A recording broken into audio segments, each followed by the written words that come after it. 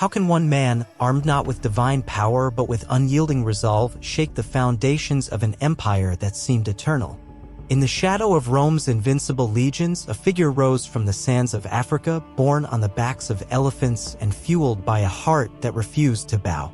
He was no king, no deity, but a strategist whose vision pierced the heart of an empire.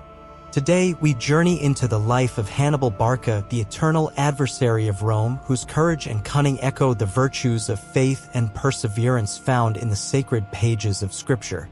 As we embark on this tale of triumphs and trials, I invite you to open your hearts, share this story with others, and reflect in the comments below what heroes of history stir your soul.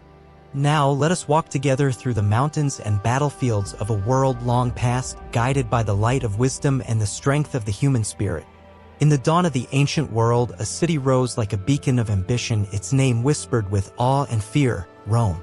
Born from the myths of Romulus and Remus, nurtured by the Tiber's embrace, Rome was more than stone and mortar, it was a testament to human will. Its legions marched with the precision of a divine plan, their swords carving an empire from the chaos of the world. Like the faithful who build God's kingdom with discipline and love, Rome built its dominion with iron and conviction. Each conquest was a step toward a dream of eternity, a world united under its law. Yet, as Scripture reminds us, pride goes before destruction, a haughty spirit before a fall. Proverbs 16 verse 18. Rome's triumphs sowed the seeds of challenge, for not all would kneel before its might. Across the shimmering waters of the Mediterranean, another city stood proud, radiant under the African sun: Carthage. Founded by the seafaring Phoenicians, Carthage was a jewel of commerce, its ports alive with the treasures of distant lands: gold, ivory, spices, and dreams. Its people were not warriors by birth but navigators, weaving webs of trade that spanned the seas. Like the merchants in the parables, who sought pearls of great price, Matthew 13 verses 45 to 46, Carthage sought wealth and influence, not through conquest but through the tides. Yet, as Rome's shadow grew, Carthage's pride stirred. Two powers, like brothers vying for their father's blessing, were destined to clash, their rivalry a crucible for the fate of the ancient world. The tension between Rome and Carthage was no mere dispute of borders, it was a struggle for the soul of the Mediterranean. The First Punic War erupted like a storm, its waves of blood and fire reshaping the world. For 23 years, the seas bore witness to a contest of wills. Carthage, with its legendary navy, faced a Rome that dared to challenge the deep. The Romans, untested on water, built ships from the wreckage of their foes, learning through sacrifice. At the Battle of the Aegates Islands, Rome's newfound fleet struck a mortal blow, forcing Carthage to yield Sicily and pay a crushing tribute. But peace, as we know from the prophets, is often a fragile veil. They dress the wound of my people as though it were not serious, Jeremiah 6 verse 14. In Carthage, defeat did not bring submission but a smoldering resolve, a fire that would soon blaze anew. In the ashes of Carthage's defeat, a man emerged, carrying the weight of his people's humiliation: Hamilcar Barca. A general of unyielding spirit, Hamilcar was no mere soldier but a visionary who saw beyond the treaties and tributes imposed by Rome.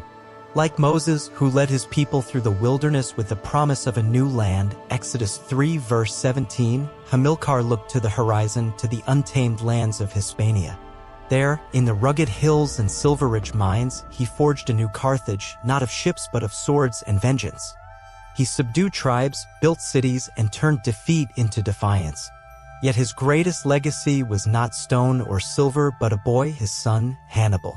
In the shadow of his father's dreams, young Hannibal learned not only the art of war but the fire of purpose.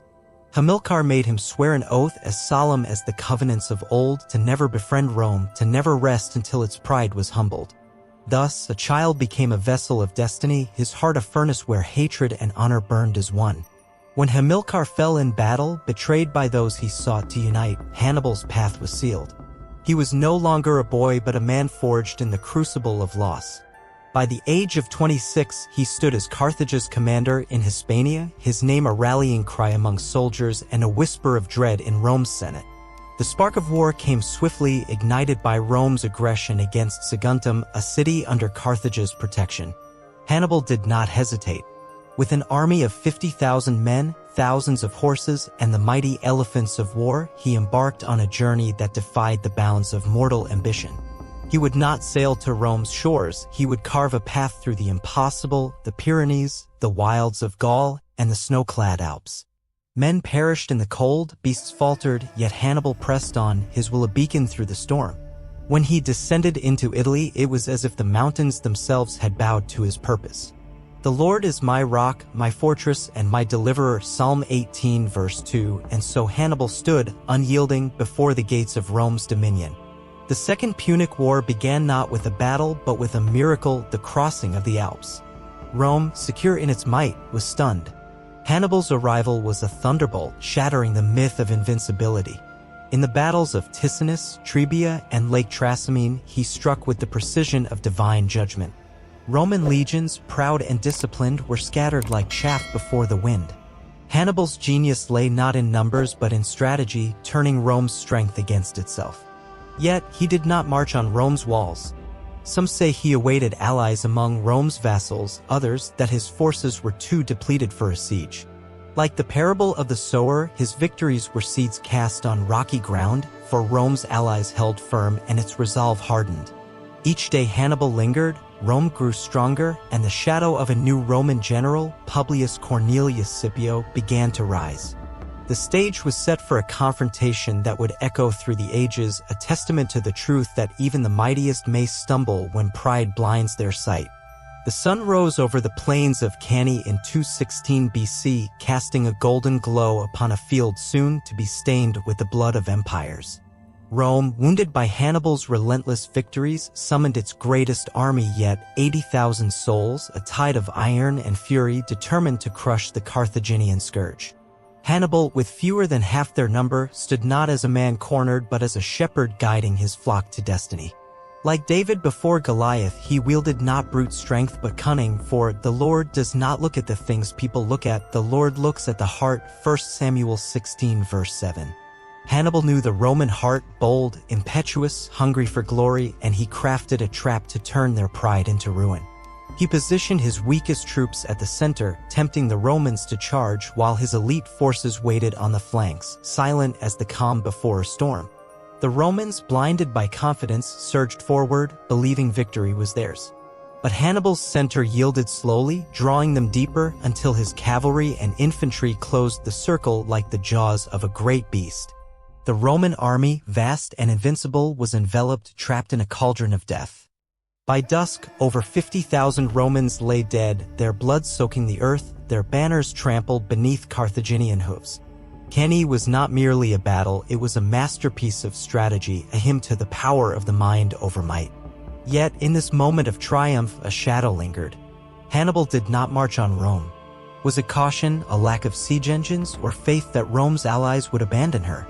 Like the rich young man who turned away from Jesus, Mark 10 verse 22, Hannibal stood at the threshold of greatness but hesitated. And in that hesitation, Rome found time to breathe, to rebuild, to endure. The victory at Cannae shook the world, but it did not break the eternal city, for as Scripture teaches, the righteous may fall 7 times, yet they rise again, Proverbs 24 verse 16. While Hannibal's star burned bright, a new Roman champion, Publius Cornelius Scipio, emerged from the ashes, his eyes fixed on a war that would test the very soul of both nations. The saga of Hannibal Barca does not end in the crimson fields of Cannae, nor does it fade with the clash of swords. It is a story of a man who, like Job, endured trials that would break lesser spirits, yet whose legacy endures as a testament to the indomitable will of the human heart. After Cannae, Rome did not crumble as many expected.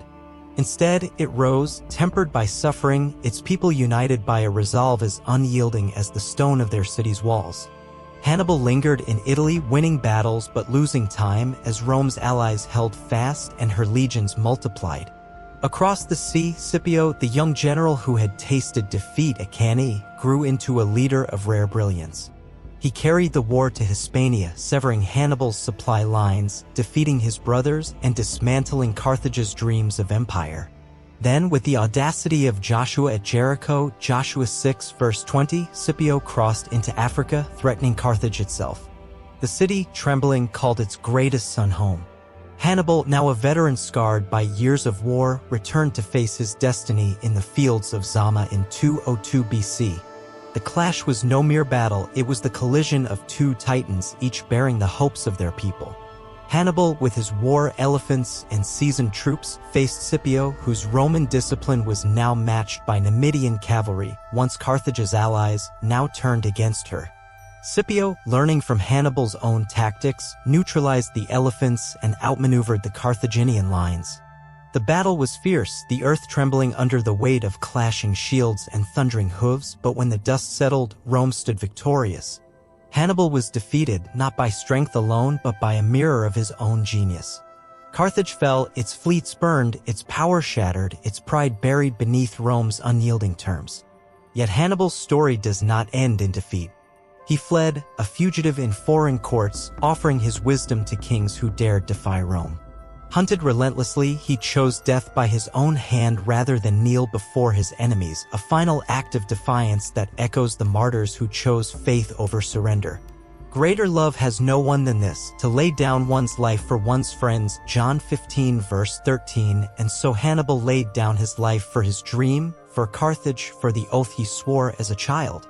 Dear friends, the tale of Hannibal Barca is more than a chronicle of war, it is a mirror held before our souls. In his courage, we see the strength to face impossible odds as Daniel faced the lions, Daniel 6 verse 22.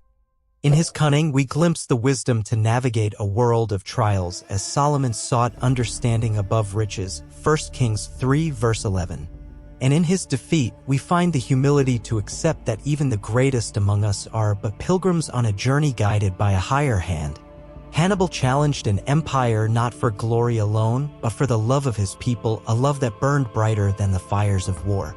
His life reminds us that true greatness lies not in victory, but in the refusal to surrender the heart's deepest convictions. As we reflect on this story, let us ask ourselves, what mountains do we face in our own lives? What oaths have we sworn to uphold truth, justice, and love? Like Hannibal, we are called to cross our own Alps, to face our own Romes, trusting that with God all things are possible, Matthew 19 verse 26. I invite you to carry this story forward, share it with those who seek inspiration, subscribe to join our journey through history's great tales, and let us know in the comments what other figures of faith and valor you wish to explore. May Hannibal's legacy remind us to walk boldly, to love fiercely, and to trust in the divine wisdom that guides us all. Until we meet again, go in peace, and may the light of courage shine within you.